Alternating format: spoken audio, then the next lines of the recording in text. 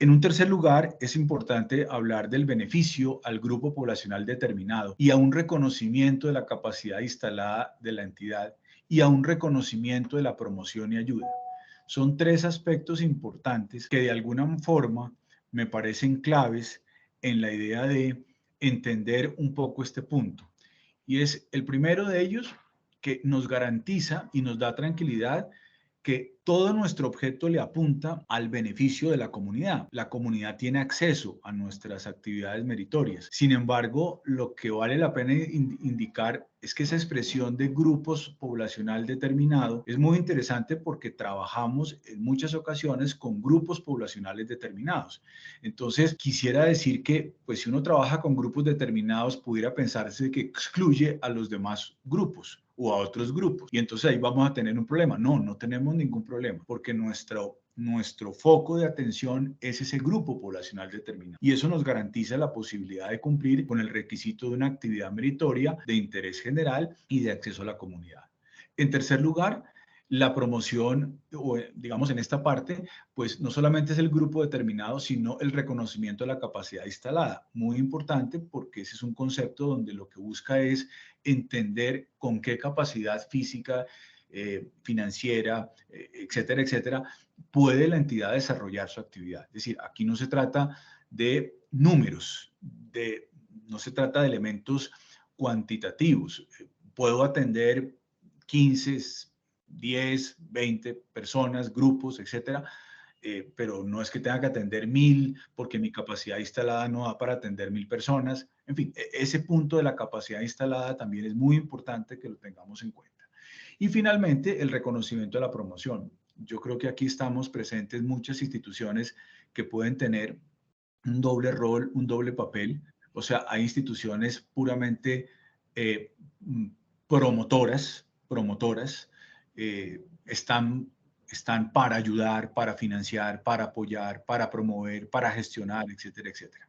Hay otras entidades que simplemente obedecen o cumplen con un papel fundamentalmente de entidades ejecutoras. Hay entidades que tienen la mezcla de ambas instituciones, o perdón, de ambos roles. Entonces, el mensaje es a que no tampoco nos angustiemos cuando empecemos a generar un rol solamente de promoción, porque si nosotros encontramos la lectura del 359 del estatuto, vamos a encontrar fundamentalmente que allí hay evidentemente la posibilidad de hacer esa labor de promoción y dejar un poco, como decimos ahí en la diapositiva, ese modelo asistencialista, de alguna manera, básicamente, que por supuesto, pues será necesario pues considerarlo en un momento determinado. Hay un tercer tema que ustedes lo ven en la diapositiva, que me parece que es un tema interesante. Y ese tema interesante es el de la no distribución directa e indirecta de excedentes. Con eso, pues estamos cerrando esos tres aspectos importantes.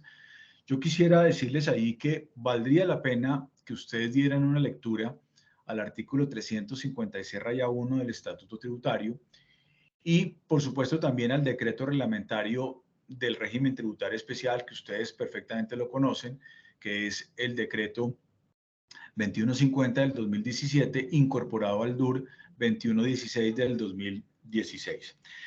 ¿Por qué razón? Porque pues ahí hay un marco normativo y reglamentario importante.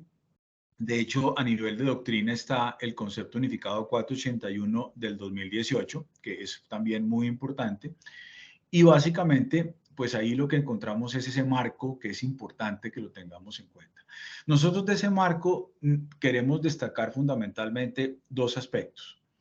Uno, el aspecto de pagos a vinculados, porque al final de cuentas la intención del legislador fue que cuando se hicieran pagos a vinculados por cualquier concepto, si no se hacen esos pagos a vinculados en unas condiciones y unos requisitos fundamentales que básicamente es que correspondan a precio comercial promedio, pues obviamente es una ficción, porque pues ustedes saben que de alguna manera los excedentes es un juego de ingreso menos gasto al final del ejercicio. Pero aquí me está diciendo la norma que es que un pago se me convierte en distribución indirecta de excedentes, pero no todos mis pagos, los pagos que yo haga vinculados. Entonces es muy importante ese punto.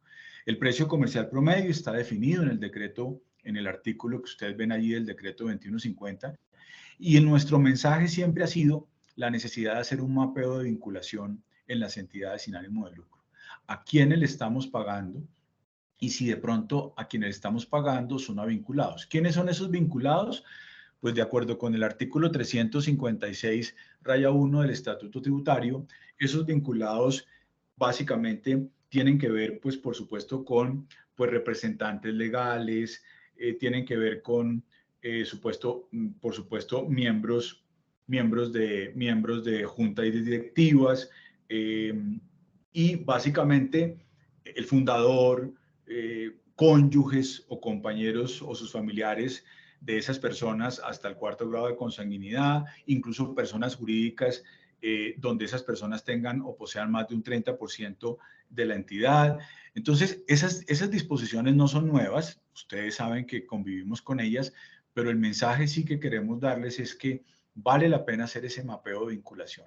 ¿Por qué razón? Porque no es que no se permitan hacer los pagos a vinculados, sino que simplemente cuando hay vinculación en las condiciones de la norma, tengo que tener en mi cabeza un criterio, digamos, restrictivo, por decirlo así, si se quiere tener, y es, ojo, no olvidemos del precio comercial promedio. El precio comercial promedio es aquel que de alguna manera corresponde a la naturaleza del bien o del servicio prestado o vendido, que no puede superar en más de un 20% pues los precios comerciales promedio, y que obviamente deberá hacerse en condiciones de que al final yo le estoy haciendo un pago como si fuera una parte independiente. O sea, no porque yo le haga el pago al hijo del representante legal voy a tener unas gabelas o voy a tener que de alguna manera pues pensar en favorecimientos, etcétera, etcétera, porque finalmente el recurso va saliendo. Entonces, lo que no quiere el gobierno, y ese fue el espíritu del legislador, lo que no quiere el gobierno es que evidentemente los recursos queden,